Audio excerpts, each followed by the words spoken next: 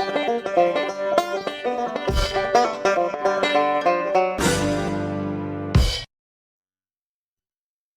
teman-teman, kita berjumpa di podcast Ngasruk, ngobrol asik seputar konservasi. Ya, pada kali ini kita akan membahas tentang kegiatan reintroduksi banteng di Cagar Alam Pananjung Pangandaran yang lokasinya itu sudah diresmikan oleh Menteri Kehutanan Republik Indonesia yaitu Bapak Raja Juli Antoni pada tanggal 11 Desember 2024. Nah, untuk lebih jelasnya, kita akan langsung bertanya kepada Kepala Bidang KSDA Wilayah 3 Ciamis, yaitu Bapak Andi Witria Eshud, MSI. Gimana Pak kabarnya? Baik, alhamdulillah. Oke nih Pak. Jadi banyak nih teman-teman di luar sana yang masih penasaran tentang apa itu reintroduksi dan kenapa yang direintroduksi itu banteng Pak, bukan apa hewan-hewan lain atau satwa-satwa lain ya seperti itu. Baik, Assalamualaikum warahmatullahi wabarakatuh. Sampurasun, Budujeng Sihan Kasadayana, salam konservasi. Ya. Jadi reintroduksi ini adalah proses bagaimana kita memasukkan salah satu spesies ke alami, jadi konektivitas antara ex situ dan in situ. Nah, kenapa banteng dan kenapa memilih Cagar Alam Pananjung Pangandaran? Karena riwayatnya dulu Cagar Alam Pananjung Pangandaran sebagai kawasan konservasi sejak tahun 1922, waktu zamannya Residen Aiken sudah dimasukkan reintroduksi banteng. Kemudian tahun 32 juga sebagai satu koleksi diintroduksi sekitar 60 banteng sebagai satu koleksi di dulu namanya Suaka Marga Satwa. Suaka Marga Satwa Pananjung Pangandaran. Nah, dari situ kemudian berkembang dan akhirnya kawasan berubah menjadi Cagar Alam Pananjung Pangandaran. Tahun 82 dikarenakan Gunung Galur meletus, terjadi penurunan populasi banteng di Pangandaran dikarenakan pertama terkait dengan pakannya yang tertutupi oleh debu vulkanik, kemudian yang keduanya juga kemungkinan terkait dengan daya tahan dari banteng itu sendiri sehingga berangsur-angsur akhirnya populasinya menurun.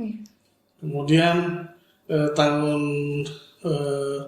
90-an itu sudah mulai berkurang dan banteng sudah tidak ada di Cagar Alam Pananjung Pangandaran. Dicoba reintroduksi kembali tahun 2013 kalau tidak salah itu sapi Bali, tapi kemudian kurang berhasil gitu kan. Dan akhirnya sapi Bali itu pun tidak bisa beradaptasi dengan baik dengan kondisi yang ada di Cagar Alam Pananjung Pangandaran. 2023 banteng terakhir atau sapi Bali terakhir ditemukan sudah mati gitu ya, dengan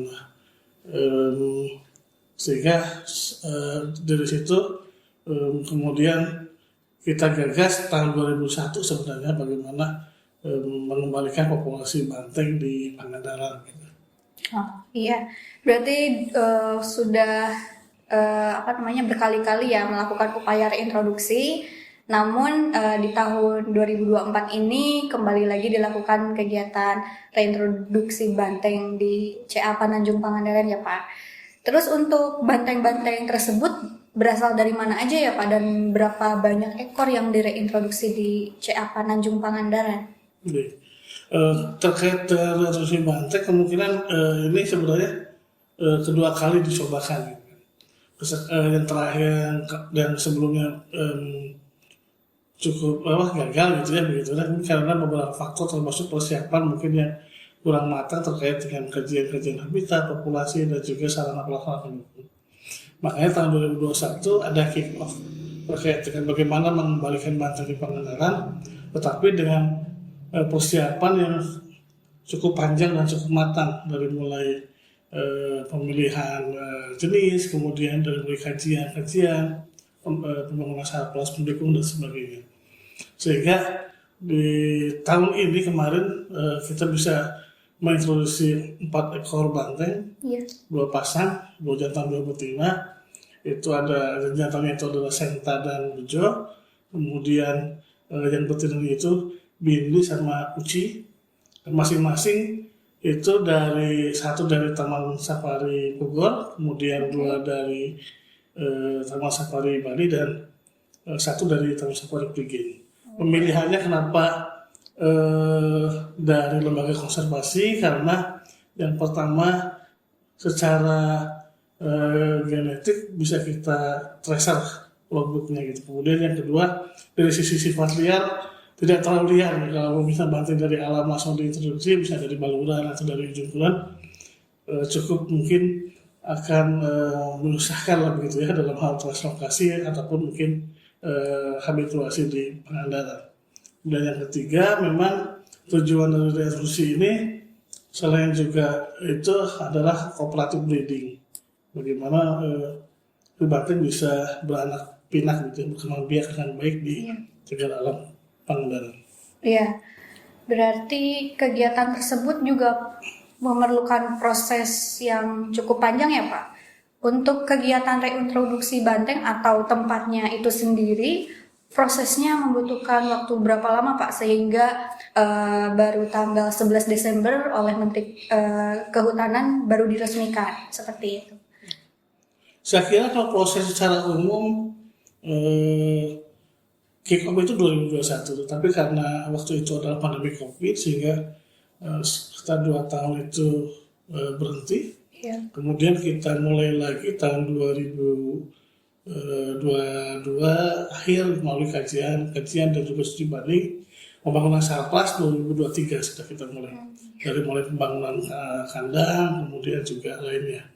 Nah, tahun 2024 ini berdasarkan hasil dari survei dan juga asesmen dari KKH, kemudian dari BRIN, dari TSI, dari PKBSI, kemudian dari beberapa stakeholder dan peneliti juga, akhirnya dilakukan beberapa improvement, termasuk perbaikan peningkatan kandang, pembangunan pedok, rencana pemasangan electric fence, kandang pakan, dan seterusnya itu sampai dengan sarpras pendukung lainnya, termasuk jalur reproduksi sebagai bagian dari program reproduksi tadi.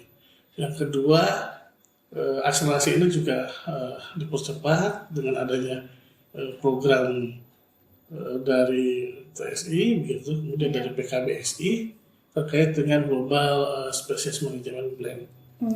Sehingga kolaborasi dari para pihak ini bisa mempercepat proses reproduksi banteng.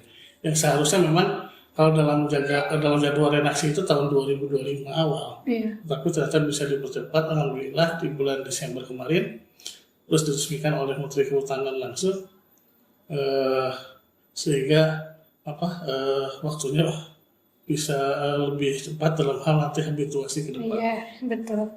Berarti prosesnya itu cukup panjang ya Pak, hampir 2-3 tahun ya. Jadi bukan hanya di tahun ini saja kita siapkan tempat reintroduksi bantengnya. Nah, mengapa si banteng-banteng tersebut itu tidak diambil dari alam misalnya dari Taman Nasional Baluran, dan mengapa dipilihnya banteng dari Taman Safari seperti itu? Ya, karena yang pertama tadi itu terkait dengan silsilah logbooknya lebih terjaga ya, galurnya lebih terjaga gitu. Kemudian yang kedua dari sisi liar, dia nggak terlalu sifat liar terlalu liar gitu, sehingga kalau takutnya tidak bisa kita handle gitu kan dalam hal nanti handling, karena memang tadi itu program reintroduksi banteng tidak hanya untuk lepas liar banteng di cagar alam penghijau Pangandaran, tetapi juga ada program cooperative breeding tadi gitu. Bagaimana mengawinkan kawin mawin dari banteng itu, sehingga memang dipilih yang sudah agak jinak atau punya pawang lah gitu ya. Nah, sehingga ketika itu akan memudahkan dalam hal handling gitu kan, dan habituasi di lokasi seperti itu.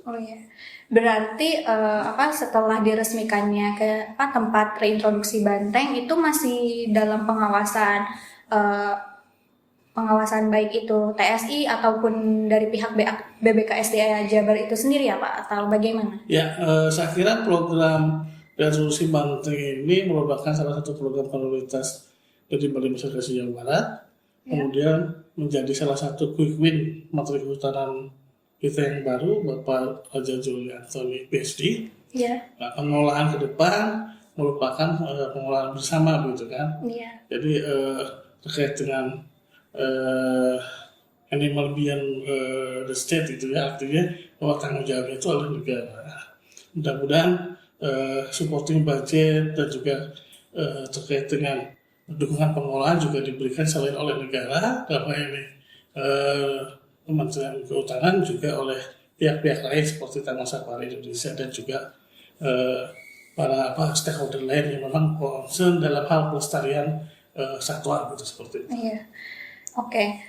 Untuk tempat reintroduksi banteng itu sendiri Pak, kan yang sudah teman-teman lihat di Instagram maupun medsos lain, itu kan tempatnya seperti penangkaran ya, ada berupa kandang, terus ada pagar-pagar listrik. Apakah kedepannya si banteng-banteng tersebut akan dilepas liarkan tanpa ada kandang ataupun listrik, atau seperti apa Pak untuk kedepannya? Jadi harapannya tadi itu, karena supporting programnya ke cooperative breeding salah satunya dibutuhkan kandang untuk kali kawin mawin. Ketika nanti ke depan sudah berkembang biak dengan baik, kemudian juga sudah beradaptasi dengan lingkungan, saya kira nanti akan electric fence dan sebagainya itu akan dicopot sehingga memang lepas biar di alam. Kemungkinan batas luar saja mungkin yang akan nanti dipagar gitu ya, dipagar sehingga banteng tidak keluar kawasan di savana. Kemudian juga rencananya ke depan juga mungkin akan memperluas terkait dengan padang savana tersebut, karena sebenarnya ada 3 padang, sudah ada Cikamal, Nangkorak, dan Badeto. Nah, yang sudah agak terbuka luas itu seluas 5 hektar itu, 6 hektar itu adalah Cikamal gitu kan. Badeto, Nangkorak belum bisa kita buka. Mudah-mudahan dengan dibukanya itu juga akan memperluas habitat dari banteng dan atau lainnya gitu kan, sebagai savana di hutan dataran pantai gitu ya, di selatan Jawa. Sehingga itu tadi, ketika sudah bisa beradaptasi dengan baik, kemungkinan memang pemasangan pagar, electric fence dan sebagainya itu akan kita buka, dan mungkin batas luasnya saja kita batasi agar banteng tidak keluar kawasan. Ya mungkin pasti ada yang penasaran nih, gimana untuk ketersediaan pakan Pak? Seperti yang setelah dijelaskan oleh Bapak kan, seluas 5 hektar ya yang di Cikamal itu, untuk 4 ekor banteng, apakah dapat memenuhi gitu ketersediaan pakan, atau ada supply lain gitu untuk banteng itu sendiri? Untuk saat ini sementara memang ketersediaan pakan masih kita suplai dari luar gitu kan, dengan membeli tambahan rumput, kemudian juga suplemen dan juga sayur buah-buahan lainnya sebagai termasuk dalam mineral. Tapi kedepannya juga kita coba untuk bisa menanam rumput pakan gitu kan, kemudian mengenrichment kawasan sehingga bisa menyediakan pakan untuk banteng. Untuk 5 hektar, 4 banteng dengan 5 hektar saya kira masih cukup daya tampungnya, dan ke depan mungkin itulah makanya ada program perluasan gitu, sehingga dia berkembang biak perlu yang luas. Banteng ini adalah tipe grazer, sehingga saya kira ketika sudah beradaptasi dengan baik dengan lingkungannya, dia makan daun-daun hutan juga, makan tidak hanya rumput dan sebagainya. Nah, mudah-mudahan daya tampung yang ada di Cikamal nanti juga kita perluas ke Badeto dan Nangkorak bisa menjamin ketersediaan pakan ke depan apabila memang si banteng berkembang biak gitu. Tapi saya kira asupan dari luar seperti konsentrat tambahan, garam mineral dan sebagainya juga masih diperlukan sepertinya gitu. Seperti itu. Oke. Baik Pak, mungkin ada beberapa masyarakat mungkin yang pengen melihat banteng-banteng itu sendiri. Apakah memungkinkan masyarakat itu mengunjungi si tempat reintroduksi banteng, atau untuk saat ini belum bisa gitu Pak? Untuk saat ini sepertinya mohon maaf pada masyarakat ataupun yang lainnya gitu yang pasti penasaran ya, karena Iya, kan pasti penasaran. Vira dan juga ini baru diintroduksi kembali Banteng ke Pangandaran, minat untuk melihat, kemudian juga yaitu rasa penasaran masyarakat dan juga mungkin wisatawan dari luar juga semakin besar. Harapannya sih selama habituasi terutama dalam jangka waktu 6 bulan atau sampai 1 tahun itu, termasuk untuk cooperative breeding tadi, kawasan itu tidak terganggu dulu oleh kunjungan dan sebagainya. Apalagi memang kawasannya ada cagar alam, sebenarnya cagar alam Pangandaran di blok rehabilitasi sebenarnya, dan itu sebenarnya restricted area gitu ya, untuk masyarakat atau pengunjung bisa masuk. Kecuali kedepannya memang ada perubahan kebijakan atau perubahan kawasan yang memang bisa menjadikan pantai sebagai salah satu ikon objek wisata. Gitu.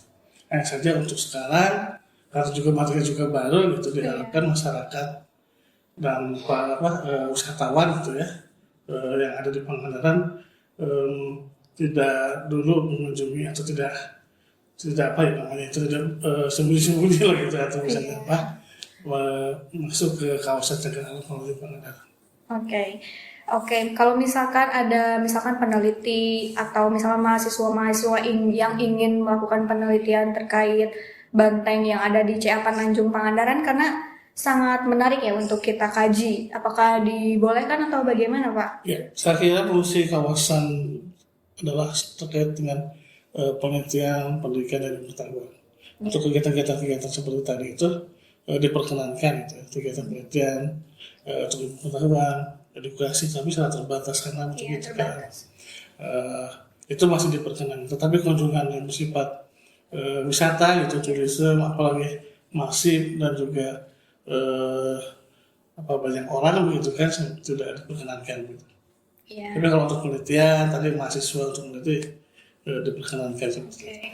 Oke, mungkin untuk yang terakhir ya dari saya, mungkin harapannya dari kegiatan reintroduksi banteng ini itu seperti apa ya Pak untuk kedepannya dari Pak Andi sendiri? Kalau dari saya, pertama mungkin dukungan dari para pihak terkait dengan support pengelolaan ke depan banteng ini saya diharapkan, karena memang sebenarnya 4 ekor banteng ini kan dititipkan lah, amanah buat kita semua gitu, terutama Balai Besar Jawa Barat. Karena semua orang melihat terkait dengan berhasil tidaknya program ini gitu. Karena sebelumnya kan sempat gagal begitu kan, sehingga dilihat betul apakah ini bisa berhasil atau tidak. Untuk itu dibutuhkan sinergi luar biasa gitu ya. Terus pentahelix collaboration gitu ya, kolaborasi bersama dengan berbagai pihak, akademisi, swasta, pemerintah daerah, masyarakat, terutama baik masyarakat umum, pegiat lingkungan, tokoh, dan justru kita sebagai core ya di situ, inti sebagai pengelola juga harus bisa membuktikan bahwa banteng bisa berkembang biak di Pangandaran. Yang kedua, harapannya cooperative breeding berhasil, banteng juga bisa adaptasi, bisa berinteraksi, dan bisa berkembang biak. Kemudian ketika nanti dilepas dengan satwa lain bisa berdampingan ya, rusa dan mamalia lain. Saya kira itu mengembalikan Pangandaran ke era 80-an seperti itu menjadi harapan masyarakat Pangandaran sebenarnya. Ya, amin Pak, semoga berhasil ya upaya-upaya kita yang telah dilakukan. Oke, wah luar biasa sekali ya topik podcast kita di Ngasruk kali ini. Ya, semoga banteng-banteng yang ada di CA Pananjung Pangandaran ini bisa beregenerasi dan terus tetap lestari ya seperti harapan kita. Dan terima kasih ya Pak atas informasinya yang sangat bermanfaat untuk kita semua, dan semoga dari Ngasruk kali ini juga bermanfaat untuk para penonton atau viewers yang sudah menyaksikan Ngasruk untuk episode kali ini. Oke, sampai jumpa lagi di Ngasruk selanjutnya. Dadah.